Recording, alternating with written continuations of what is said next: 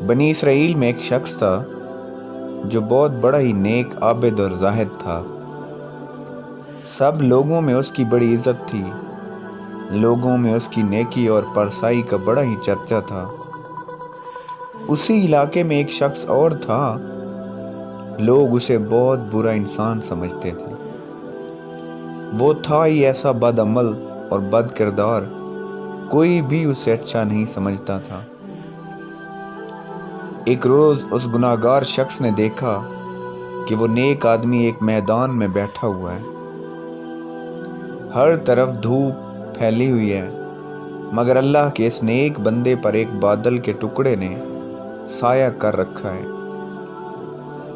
गुनाहगार ने ये मंजर देखा तो अपने दिल में बड़ा शर्मसार हुआ और ये ख्याल पैदा हुआ कि इस चलचलाती धूप में, जहां दूर दूर तक साया नहीं है, बादल के एक टुकड़े ने सिर्फ इसलिए उस पर साया कर रखा है कि ये अल्लाह का नेक बंदा है। क्यों ना मैं भी उसके साथ बैठ जाऊं। क्या खबर कि इसकी बरकत से अल्लाह ताला मुझे भी बख्श दे और मेरी खताओं को माफ कर दे। ये शख्स आबिद और जाहिद के पास गया और उसके साथ साए में बैठ गया।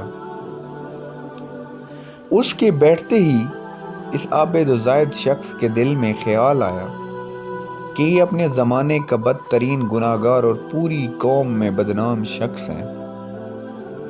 इसके साथ तो कोई भी नहीं, उठना बैठना भी पसंद नहीं करता।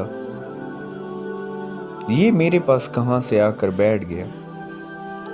ये ख्याल आते ही उसने उस रुसवाए ज़माना को अपने पास से उठा दिया। वो गुनाहगार शख्स उठा और चला गया, लेकिन बादल का वो टुकड़ा भी उसके साथ रवाना हो गया और उसके सर पर साए फकन हो गया।